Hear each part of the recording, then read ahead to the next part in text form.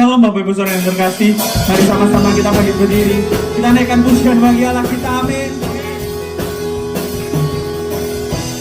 Dari hari ke hari tak pernah terbatalkan, berkat-Mu turun atas hidupku. Dari hari ke hari tiada pernah tertunda, kesetiaan-Mu Kau limpahkan bagiku. Tak berkesudahan kasih setia-Mu Tuhan, rahmat-Mu tak pernah habis. Dari hari-hariku tangan-Mu yang perkasa, besar kejayaan-Mu selalu menopang hidupku, selalu pegang erat tanganku.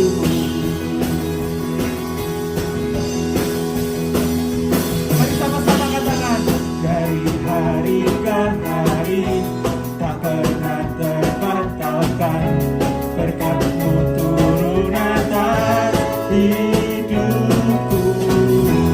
Dari hari ke hari tiada pernah tertunda, kesetiaan-Mu Kau limpahkan bagiku. Tak berkesudahan kasih setia-Mu Tuhan, rahmat-Mu tak pernah habis. Dari hari-hariku tangan-Mu yang perkasa, besar kejayaan-Mu selalu menopang hidupku, selalu pegang erat. Tak berkesudahan kasih setia-Mu Tuhan, rahmat-Mu tak pernah habis.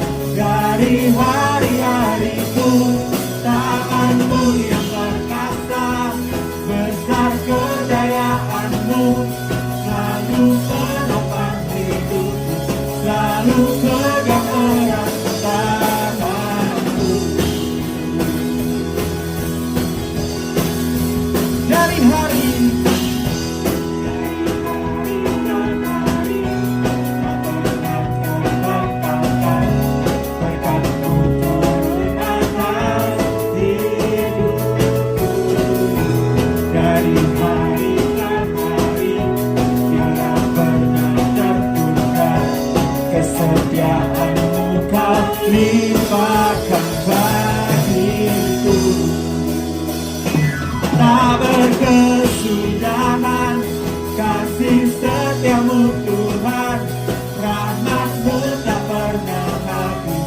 Dari hari-hariku tangan-Mu yang perkasa, besar kejayaan-Mu selalu menopang hidupku, selalu pegang erat. Tak berkesudahan setia-Mu Tuhan, rahmat-Mu tak pernah habis. Dari hari-hariku tangan-Mu yang perkasa, besar kejayaan-Mu selalu menopang hidupku, selalu pegang erat. Tak berkesudahan kasih setia-Mu Tuhan, rahmat-Mu tak pernah habis. Dari hari-hariku tangan-Mu yang perkasa, besar kejayaan-Mu selalu menopang hidupku, selalu pegang erat. Tak berkesudahan kasih setia-Mu Tuhan, rahmat-Mu tak pernah habis. Dari hari-hariku tangan-Mu yang perkasa, kejayaan-Mu menopang hidupku, selalu pegang erat tangan-Mu. Berikan sorak-sorai buat Tuhan kita. Haleluya. Semua percaya bahwa rahmat Tuhan tak pernah habis, amin. Mari sama-sama katakan, tak berkesudahan kasih setia-Mu Tuhan, Rahmat-Mu tak pernah habis dari hari-hariku. Tangan-Mu yang perkasa, besar kejayaan-Mu selalu menopang hidupku. Yuk lebih semangat yuk. Tak berkesudahan kasih setiamu Tuhan, rahmat-Mu tak pernah habis dari hari-hariku. Tangan-Mu yang perkasa, besar kejayaan-Mu selalu menopang hidupku, selalu pegang erat, tak berkesudahan kasih setiamu Tuhan, rahmat-Mu tak pernah habis dari hari-hariku. Tangan-Mu yang perkasa, besar kejayaan-Mu selalu menopang hidupku, selalu pegang erat tangan-Mu. Berikan sorak-sorak buat Tuhan kita. Haleluya.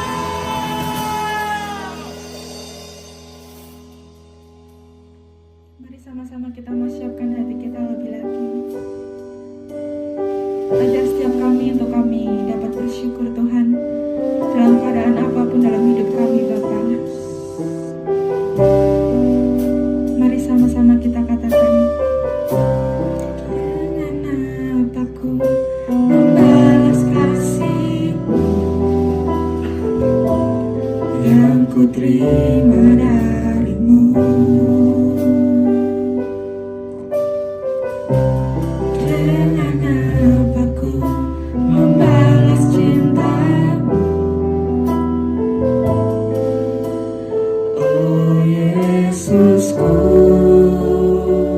Dengan apakah kami balas Tuhan? Dengan apaku membalas kasih-Mu yang ku terima dari-Mu. Dengan apaku membalas cinta-Mu. Oh Yesusku, ku mau selalu bersyukur, selalu bersyukur. Kau Tuhan yang setia, yang selalu menopang. Ku mau selalu bersyukur, selalu bersyukur. Kau Bapakku yang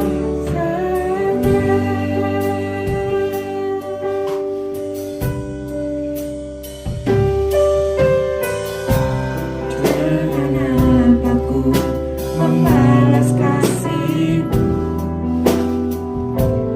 yang ku terima dari-Mu. Dengan apaku membalas cinta-Mu. Oh Yesusku, dengan apaku membalas kasih-Mu yang ku terima dari-Mu. Dengan apakah membalas cinta-Mu Tuhan? Dengan apaku membalas cinta-Mu. Oh Yesusku, ku mau selalu bersyukur, selalu bersyukur. Kau Tuhan yang setia, yang selalu menopang.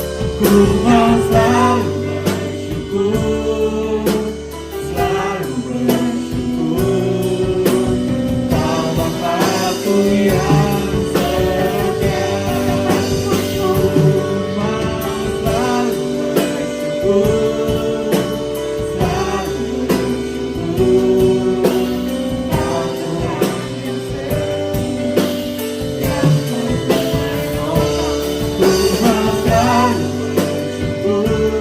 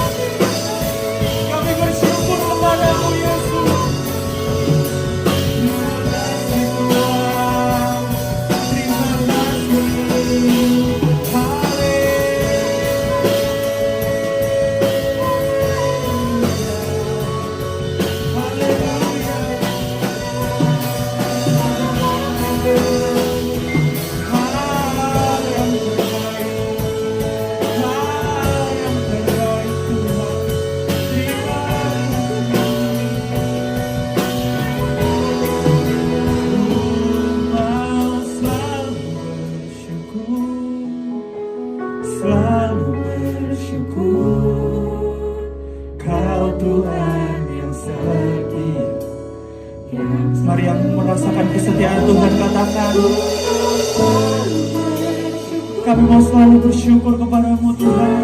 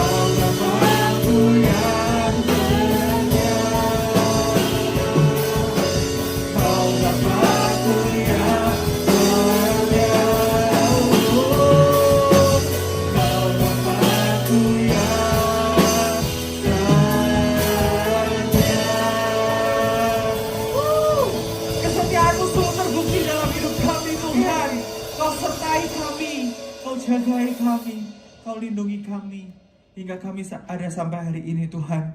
Terima kasih Tuhan, Kami berikan segala syukur kami kepadamu, buat Tuhan yang hebat, buat Tuhan yang dahsyat.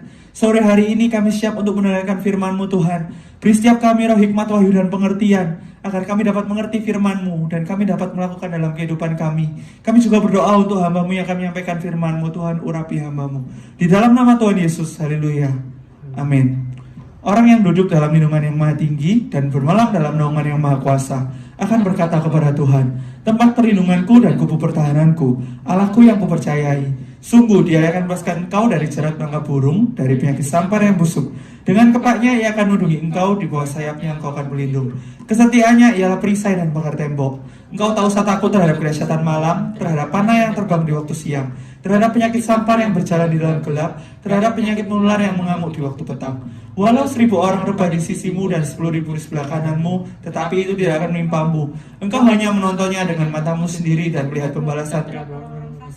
Sebab Tuhan ialah tempat perlindunganmu, yang maha tinggi telah kau buat tempat perteduhanmu. Malapetaka tidak akan menimpa kamu, dan tulah tidak akan berkat kepada kemahmu. Sebab malaikat-malaikatnya akan beri tangannya kepadamu untuk menjaga engkau di segala jalanmu. Mereka akan menatang engkau di atas tangannya, supaya kakimu jangan terantuk kepada batu.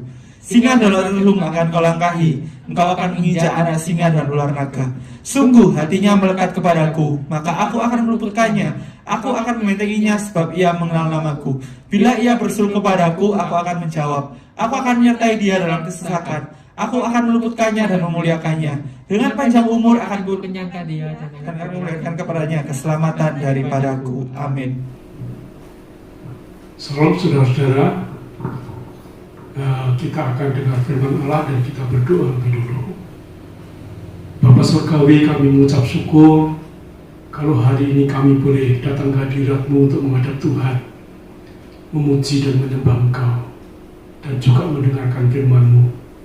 Karena itu biarlah Engkau berbicara kepada kami, mengajar kami, untuk supaya kami dapat melakukan apa yang Engkau ajarkan, dan kami boleh menjadi umat yang melakukan firman-Mu dengan setia dan taat kepada-Mu. Urapi hamba-Mu Tuhan yang menyampaikan firman-Mu, dan urapi seluruh jemaat-Mu. Di dalam nama Tuhan Yesus, berkati hari ini dengan firman-Mu. Haleluya. Amin. Nah, saudara-saudara, seharusnya hari ini kita mulai ibadah offline. Tetapi karena ada sesuatu hal di mana pihak UPS ada kedukaan dan gedung dipakai untuk menyemayamkan jenazah yang ada, maka kita akan mulai pada hari Jumat, tepatnya pada hari Jumat Agung. Kita akan awali ibadah offline kita dengan merayakan atau memperingati Hari Sengsara Tuhan. Setelah itu hari Minggunya kita akan mengadakan perayaan Paskah, dan kita akan bersukacita karena hari itu adalah hari pembebasan Tuhan bagi umatnya. Nah, hari ini saya mengajak saudara untuk melihat firman Allah yang terdapat di dalam Ayub pasal yang ke-23 ayat 10. Ayub 23 ayat 10 saya akan bacakan. Karena ia tahu jalan hidupku, seandainya ia menguji aku akan timbul seperti emas. Dikatakan ia tahu jalan hidupku. Setiap manusia punya jalan hidup yang berbeda-beda, dan jalan hidup itu tidak bisa diketahui kemana kita akan pergi. Bagi semua orang, tentunya orang meraba-raba kemana dia akan menjalani hidup ini. Tetapi bagi umat Allah, Allah sudah memberikan tuntunan kepada kita melalui firman-Nya, bahwa Dia yang menyelamatkan kita, Dia juga berjanji untuk menuntun langkah-langkah kita menuju jalan yang ditetapkan oleh Tuhan. Dan jalan itu memang tidak mudah. Jalan itu sulit dilalui secara daging. Tetapi kalau kita punya hati yang taat dan punya hati yang setia kepada Tuhan, maka tuntunan Tuhan itu akan nyata bagi kita. bahwa Tuhan yang tidak kelihatan itu akan menuntun langkah-langkah hidup kita berjalan pada jalannya, yang endingnya akan mencapai janji-janji Allah yang sudah disediakan bagi setiap orang yang menuruti jalannya. Karena itu saudara-saudara, Ayub seorang yang tulus, seorang yang takut akan Allah, seorang yang saleh. Dalam Alkitabnya menyebut bahwa Ayub seorang yang saleh, kudus, hidup takut akan Allah. Dia dipakai oleh Tuhan untuk menjadi contoh bagi umat yang percaya pada akhir zaman ini, bahwa jalan hidup seseorang itu akan bisa lurus, atau jalan hidup seseorang itu akan bisa ditempuh dengan baik apabila kita mentaati segala aturan yang sudah ditetapkan. Tadi dikatakan, karena ia tahu jalan hidupku. Tuhan tahu jalan hidup kita.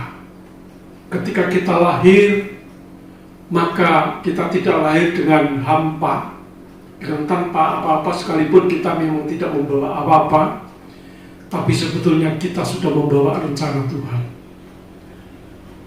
Firman Tuhan mengatakan, rancanganku bukan rancanganmu. Ia merancangkan hari depan yang penuh kebahagiaan, hari depan yang penuh keberhasilan,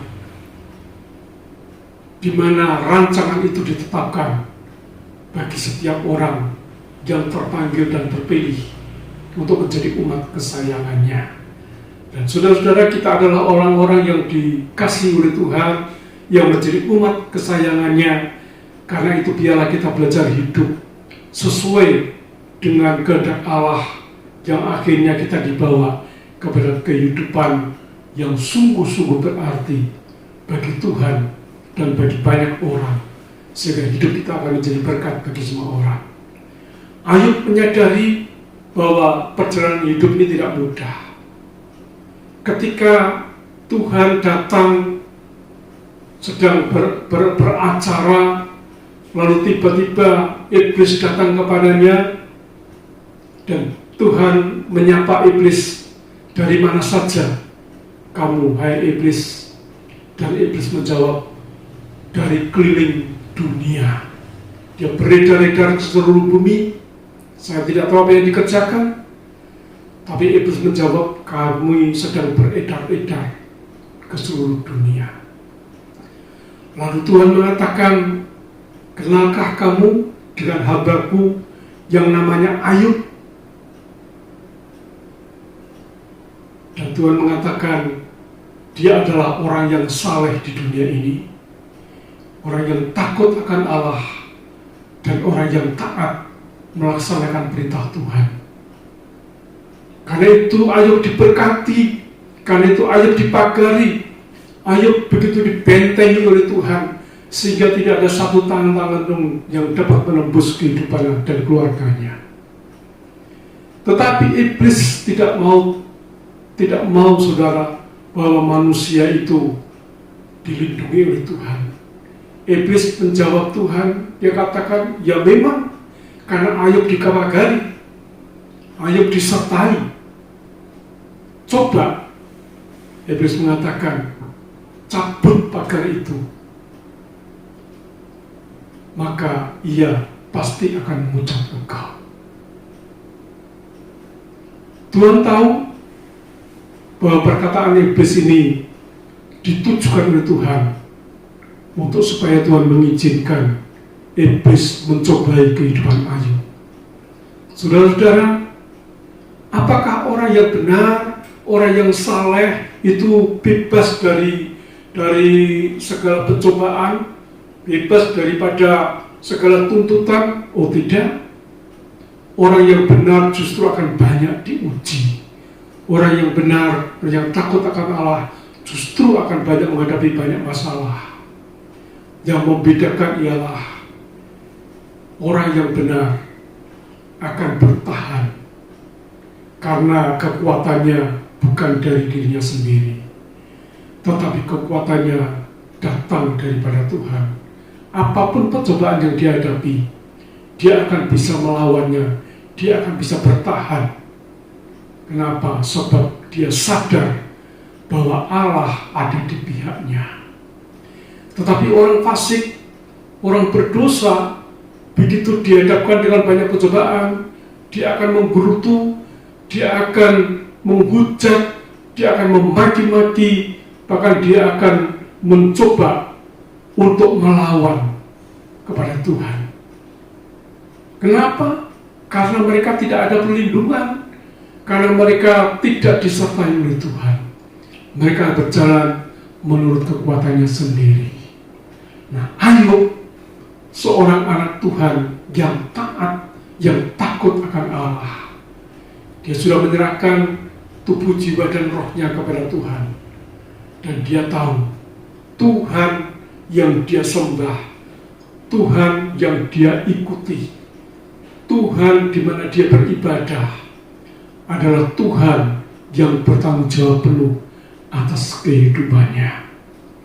Saudara-saudara, mari saya ajak saudara untuk kita belajar ayat-ayat ini dalam Ayub 23 tadi. Firman Tuhan mengatakan, Ayub 23 ayat yang ke-10. Sebentar saudara-saudara, Ayub 23 ayat yang ke-10 tadi dikatakan, karena ia tahu jalan hidupku, seandainya ia menguji aku akan timbul seperti emas. Dia katakan, seandainya Tuhan menguji aku, maka aku akan timbul seperti emas. Dia tahu tantangan itu masalah. Dia tahu pencobaan itu berat. Tidak ada orang yang mau hidupnya dicobai. Tidak ada orang yang mau hidupnya penuh dengan tantangan. Nggak ada. Maunya kita hidup senang, kita menikmati kebahagiaan, kita menikmati berkat. Itu yang dia mau, yang manusia mau. Tetapi resiko daripada orang yang takut akan Tuhan akan dihadapkan dengan tantangan pencobaan. Dan Ayub tahu hal itu, tetapi dia juga sadar bahwa adanya pencobaan, adanya tantangan yang datang kepada kehidupannya merupakan satu batu uji untuk membuat Ayub menjadi semakin suci, menjadi semakin berkenan di hati Tuhan. Dia katakan, seandainya aku diuji, maka aku akan timbul seperti emas. Emas itu akan kelihatan murninya sebagai emas, sebagai satu perhiasan atau satu permata yang mahal harganya. Ketika emas itu sudah teruji dengan api.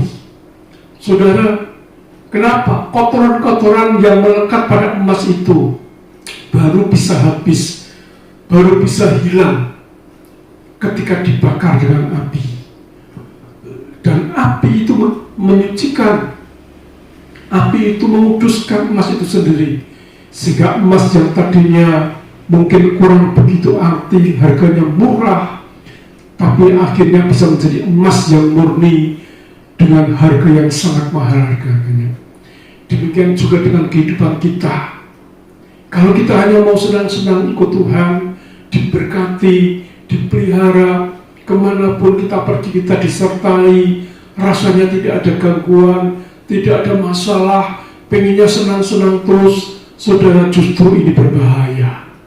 Karena kita bisa terperosok kepada lubang kebinasaan. Firman Tuhan mengatakan di dunia ada dua jalan. Jalan yang lebar dan yang sempit. Yang lebar menuju ke api yang kekal. Memang bebas, mau berbuat apa saja bebas, melakukan apa saja bebas, senang-senang saudara-saudara. Tetapi endingnya adalah api yang kekal. Tetapi yang satu jalan yang sempit, jalan yang sulit dilalui, dimana kalau kita masuk ke dalamnya seolah-olah kita hanya pas jalan itu buat hidup kita, tidak bisa menyimpang ke kanan atau ke kiri. Kita harus berjalan menurut jalan yang sudah ditetapkan. Berat, rasanya berat, karena bukan hanya sempit, tapi bisa terjal, bisa juga licin dan sebagainya. Tetapi saudara-saudara, jalan yang sempit ini ternyata menuju kepada kehidupan. Dan disitulah kita diuji. Apakah kita akan bertahan pada jalan yang sempit ini, ataukah kita akan mencari jalan yang lebar, yang akhirnya kebinasaan? Saudara, itu tergantung dari pendapat kita, tergantung bagaimana kita menyerahkan hidup kepada Tuhan. Dan saya yakin seluruh jemaat GPI Sukacita Pemulihan memilih satu ini, jalan yang sempit sekalipun sulit dilalui, tapi akhirnya kita akan melihat kemuliaan Tuhan dinyatakan, dan di sana kita akan bersukacita selama-lamanya bersama dengan Tuhan. Haleluya. Nah, bagaimana Ayub bisa lulus dalam ujian ini? Bagaimana Ayub bisa mencapai sesuatu yang berkenan di hati Tuhan? Dia bisa melalui jalan ini dengan baik. Dia bisa melewati segala jerih payah, segala tantangan yang dihadapinya dengan baik, karena ada 3 hal yang dimiliki oleh Ayub. Yang pertama, dalam ayat yang ke-11, Ayub mengambil keputusan, kakiku tetap mengikuti jejaknya, aku menuruti jalannya dan tidak menyimpang. Ayub berkata, kakiku tetap mengikuti jejaknya. Langkah kaki kita, perjalanan hidup kita dikatakan tetap mengikuti jejaknya. Artinya kita tidak membiarkan diri kita nyeleweng dari jalan yang sudah ditetapkan. Kita tidak membiarkan diri kita menyimpang ke kanan atau ke kiri, tapi kita terus berjalan mengikuti jejak kaki Tuhan. Kemanapun Tuhan pergi, sekalipun itu ke lembah yang dikatakan dalam Mazmur 23 lembah kekelaman, Ayub tetap berjalan ke sana. Dia tahu itu lembah kekelaman, tapi karena Tuhan membawa ke sana, dia tetap berjalan. Kalau Tuhan berjalan naik ke atas gunung mungkin melelahkan, membuat kita capek, dan seolah-olah kita sambat, kita mengatakan, Tuhan kok begini hidup, membuat kita capek, dan lain sebagainya. Rasanya sudah malas, sudah capek.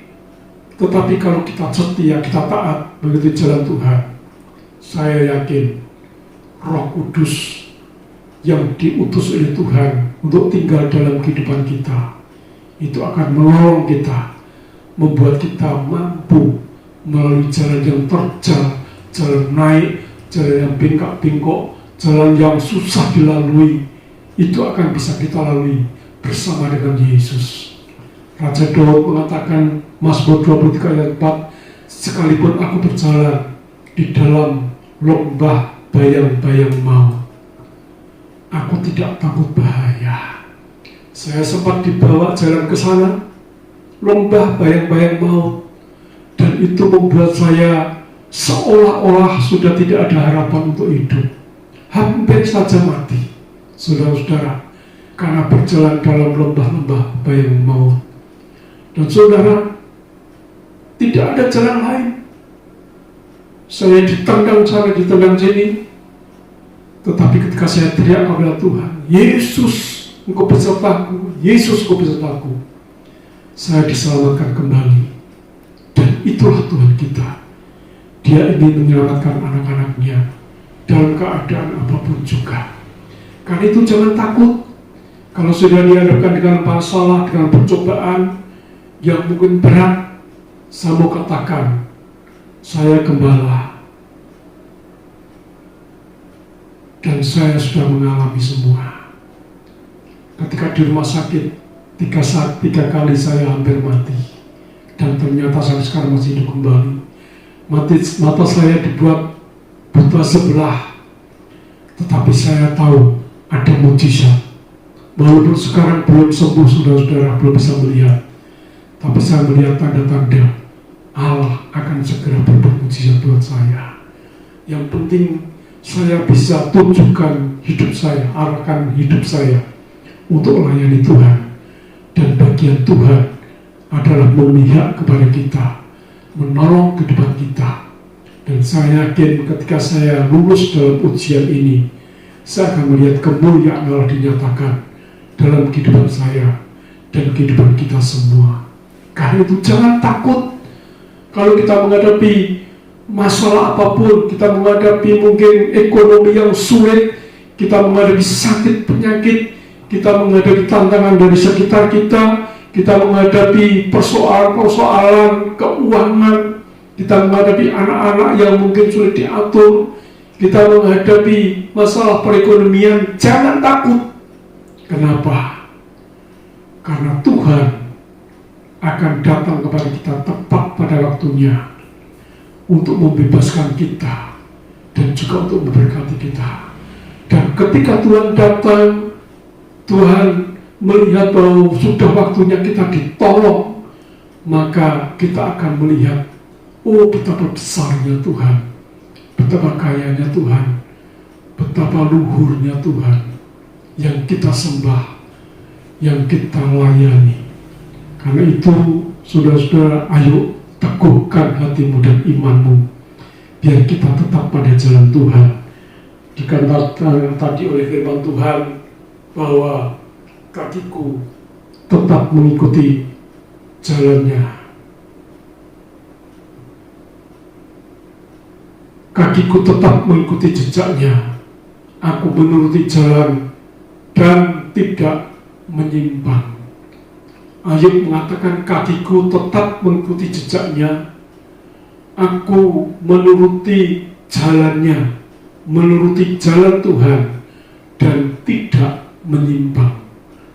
Tidak menyimpang artinya tidak meninggalkan Tuhan, tidak lari dari hadapan Tuhan. Yang kedua, ayat 12 mengatakan, perintah dari bibirnya tidak kulanggar. Dalam sanubariku kusimpan ucapan mulutnya. Yang kedua, Ayub tidak melanggar perintah Tuhan.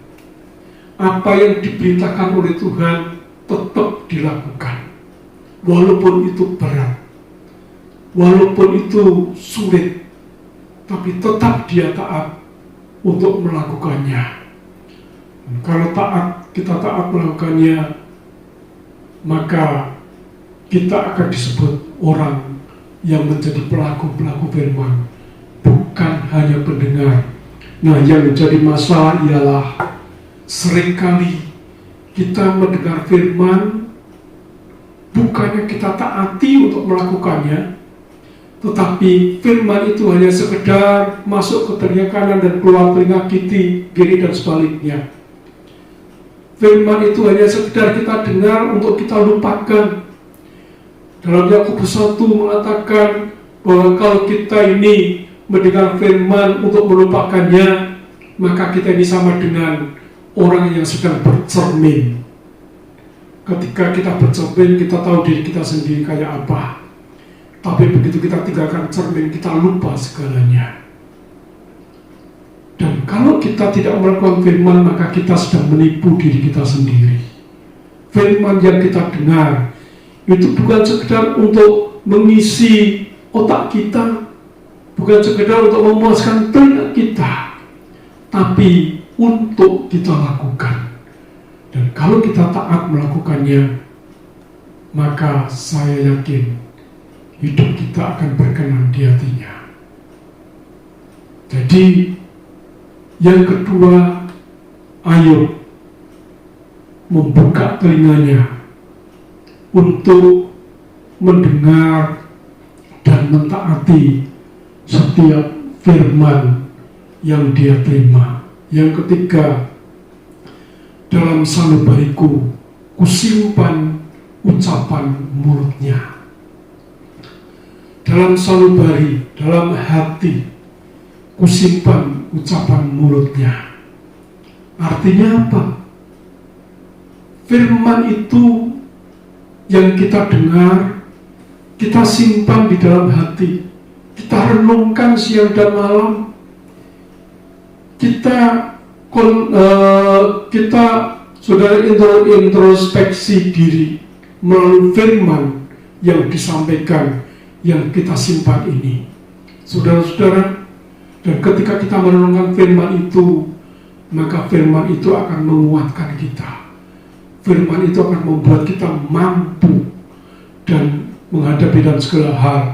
Dan firman itu akan menjadi senjata buat kehidupan kita. Pada saat iblis datang untuk menyerang kita, maka kita bisa keluarkan pedang roh yang adalah firman. Keluar dari mulut kita, firman Tuhan, untuk melawan kuasa iblis, dan iblis akan lari dari hadapan kita. Kemenangan ada di pihak kita ketika firman itu kita terima dan kita simpan di dalam hati. Saya yakin orang yang merenungkan firman siang dan malam, hidupnya pasti akan berubah. Hidupnya pasti akan berkenan di hati Tuhan. Ayat selanjutnya dikatakan, tetapi ia tidak pernah berubah. Siapa dapat mengalami dia? Apa yang dikehendakinya dilaksanakannya juga. Tetapi Tuhan tidak pernah berubah. Siapa dapat menghalangi dia? Apa yang dikehendakinya dilaksanakannya juga. Saudara, kita lihat kisah tentang Ayub. Ketika Tuhan pamerkan Ayub kepada iblis bahwa dia adalah orang yang saleh, iblis mengatakan, coba izinkan saya untuk mencobai. Dan Tuhan berikan izin untuk iblis mencobai. Kita lihat diawali dengan tiba-tiba anak-anak Ayub yang sedang berpesta dilanda oleh angin badai, maka angin rumahnya roboh, orang-orang yang berpesta mati, termasuk anaknya Ayub. Gak cukup, beberapa anak harus meninggal. Lalu apa yang terjadi? Hartanya disikat habis oleh iblis, hilang. Saya tidak tahu bagaimana caranya iblis menyerang, tapi ini kejam sekali. Hartanya dihabiskan, bukan dihabiskan oleh Ayub, tapi dicuri oleh iblis, sehingga Ayub yang tadinya kaya raya menjadi miskin, hina. Saudara, enggak cukup, tiba-tiba istrinya berbalik arah. Dia membujuk Ayub untuk menghujat Allah yang dia layani, yang dia sembah. Lebih baik kamu menghujat Tuhan daripada kita hidup seperti ini, kata istri Ayub. Tetapi Ayub menjawab, apakah dengan menghujat Allah kita bisa selamat? Enggak. Ayub tetap percaya kepada Tuhan dan semakin takut akan Tuhan. Tapi juga belum cukup, saudara-saudara. Iblis mendatangkan penyakit yang sangat mengerikan dalam kehidupan Ayub. Alkitab mencatat saking beratnya penyakit, seluruh tubuh keluar bisul-bisul, digaruknya dengan beling, dengan pecahan kaca, saudara-saudara. Itu menyakitkan, itu menyakitkan. Saya bandingkan dengan apa yang saya alami, masih belum apa-apanya, saudara-saudara. Tapi itu diizinkan oleh Tuhan. Kenapa Tuhan yang cinta Ayub tidak langsung turun membela dan iblis diusir dari hadapannya? Kenapa Tuhan izinkan? Kenapa Tuhan biarkan? Karena di tengah-tengah penderitaan, di tengah-tengah pencobaan, Tuhan juga tertantang dari perkataan iblis. Bahwa apakah dengan tantangan, dengan pencobaan ini, Ayub akan tetap setia ikut Tuhan, atau dia menghujat. Tuhan ingin bukti nyata. Dan akhirnya datanglah sahabat-sahabat Ayub. 3 orang sahabatnya datang ke rumah Ayub.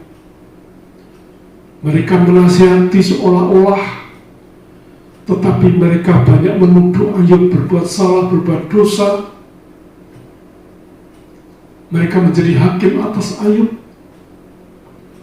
Dan di dalam pasal ini, Ayub menyampaikan pembelaannya kepada Tuhan dan kepada sahabat-sahabatnya. Dan karena ternyata pembelaan Ayub ini benar, Ayub tidak didapati berbuat dosa, walaupun hujatan, tantangan, caci maki, orang yang tadinya bersahabat meninggalkan dia, orang yang tadinya begitu dekat meninggalkan dia, bahkan istrinya pun berusaha untuk membujuk, menghujat saudara-saudara. Tapi Ayub tetap tegar. Dia katakan, dulu aku lahir dengan telanjang, sekarang pun aku boleh pulang dengan telanjang. Terpujilah nama Tuhan, katanya. Dan ketika yang terakhir, Ayub mulai berdoa untuk orang-orang yang dipakai untuk mencobai dia, untuk sahabat-sahabatnya, untuk orang-orang musuh-musuhnya mungkin. Akhirnya Tuhan tahu kemurnian hati si Ayub. Tuhan mengerti bahwa ini betul-betul orang yang taat, orang yang kudus, orang yang berkenan di hatinya. Maka akhirnya dalam pasal ke-22 firman Tuhan mengatakan, Ayub diberkati oleh Tuhan. Ayub dipulihkan seluruhnya. Dia menjadi sehat, istrinya tetap diterima sebagai istri, dan Tuhan mengganti anak-anaknya. Hartanya pun diberikan 100 kali lipat, bahkan berlimpah-limpah lebih daripada itu. Sehingga dunia melihat ternyata orang yang di pihak Tuhan pada akhirnya akan melihat kemuliaan Tuhan. Nah, sore hari ini saya mau katakan kepada saudara, jangan takut ketika kita menghadapi tantangan, ketika kita menghadapi masalah. Jangan takut ketika kita dihadapkan dengan sakit penyakit. Jangan takut ketika ekonomi kita goncang. Jangan takut ketika seolah-olah masa depan kita buntu, gak ada jalan lagi. Jangan takut, saudara-saudara. Allah selalu beserta. Allah ada di samping kita. Bahkan Dia ada dalam diri kita. Immanuel, yang berarti Tuhan menjadi satu dengan kita, melekat dengan kita. Apapun yang terjadi, Tuhan akan selalu membela kita. Tapi ingat, semua ada waktunya. Ada waktunya Tuhan mengizinkan kita menghadapi masalah. Bahkan seolah-olah Allah membiarkan kita. Aduh, aku kok seperti ini. Ikut Tuhan, aku sudah setia. Kenapa aku dibiarkan seperti ini? Berat rasanya. Ada waktunya kita dibuat kecewa. Ada waktunya kita mengalami banyak hal. Saudara-saudara, kalau saya menuruti daging, saya sudah kecewa dari semula. Ketika kami terpapar, maka beberapa hari kemudian istri saya dipanggil oleh Tuhan. Istri saya yang tadinya mengkhawatirkan saya karena saya ada bibit penyakit yang lain. Dia khawatir nanti saya akan kena COVID. Dan bukan cuma itu, saudara-saudara, tapi yang dia lakukan adalah menjaga kehidupan saya begitu rupa. Saya tidak boleh keluar rumah, istri saya bekerja keras untuk mencari nafkah. Dia sehat, dia nggak sakit, dia nggak apa-apa. Tetapi tiba-tiba ketika salah satu yang kami tampung di rumah membawa penyakit ini dan menularkannya kepada kami, maka dalam waktu yang singkat, hanya 5 hari, istri saya dipanggil oleh Tuhan. Mengagetkan. Selama kami isolasi mandiri, istri saya nggak pernah sambat, tolong aku, enggak. Dia diam. Saya tahu dia sedang ada hubungan pribadi dengan Tuhan. Tapi Tuhan kehendaki yang lain. 5 hari dia isolasi pribadi, isolasi mandiri, dan Tuhan panggil dia. Hari yang sama saya masuk rumah sakit, langsung ke ICU, di mana sampai akhirnya hampir 2 bulan saya dirawat. Selama kurang lebih 50 hari, saya tidak bisa makan sama sekali. Makanan itu harus masuk dalam tubuh saya lewat infus. Saudara, makan 1-2 sendok, muntah lagi. Jadi harus ditolong makanan lewat infus. Sampai seolah-olah lambung saya ini udah lengket. Saya nggak tahu apa jadinya. Karena itu pengalaman yang pahit buat saya. Bukan cuma itu, selama di rumah sakit saya nggak bisa tidur. Karena setiap jam perawat itu mesti datang untuk mengecek saya, bagaimana tensinya, diambil darahnya, dan itu terus menerus 24 jam sehari dia lakukan selama saya ada di rumah sakit. Setelah selesai saya sembuh, boleh pulang dengan syarat saya harus pakai kursi roda dan saya harus pakai oksigen. Saudara-saudara, lalu saya tanya dokter, sampai kapan saya harus pakai oksigen dan pakai kursi roda? Dokternya bingung jawab, tidak tahu, mungkin untuk selamanya, seumur hidup Bapak akan pakai kursi roda dan pakai oksigen.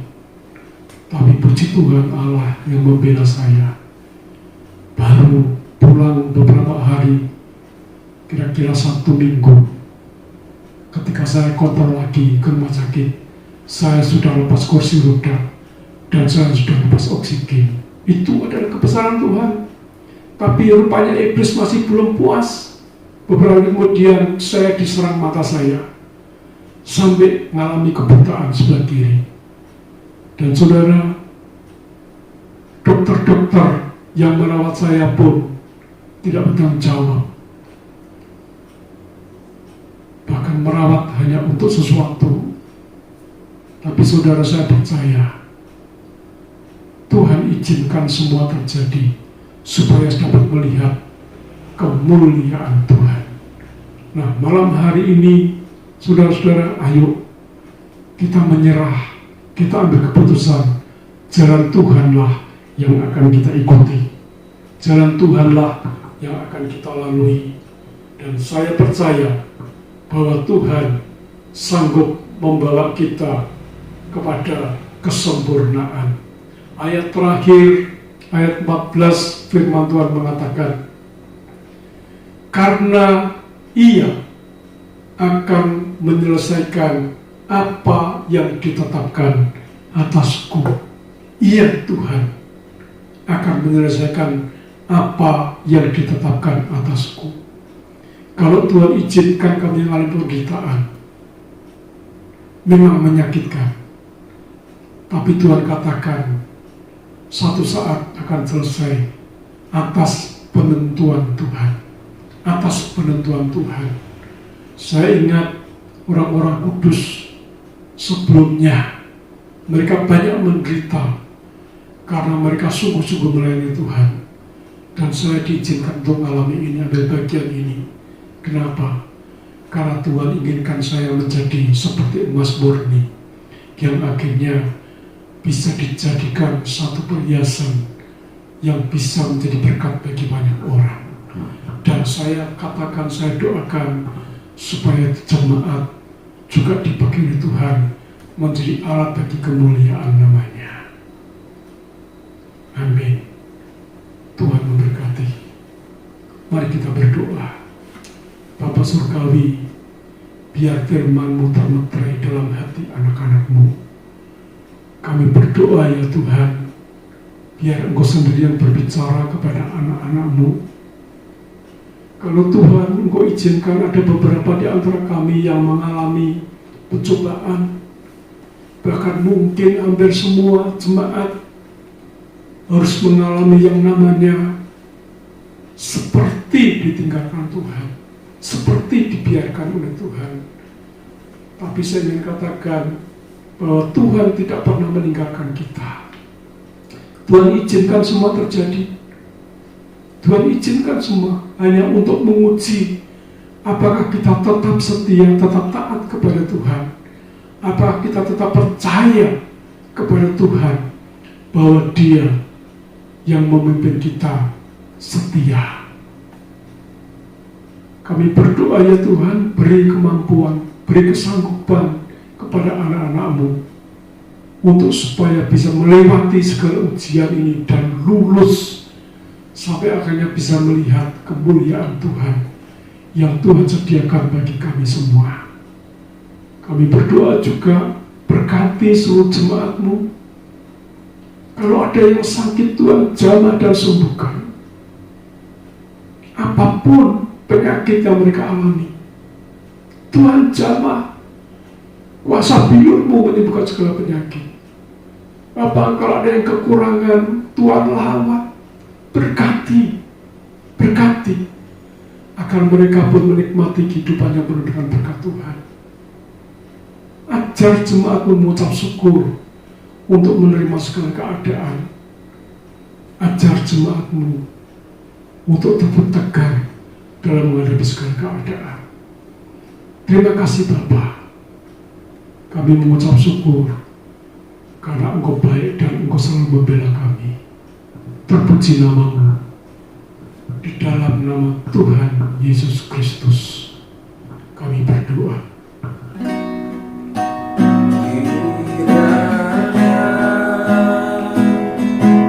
Engkau memberkati aku berlimpah-limpah dan memperluas daerahku,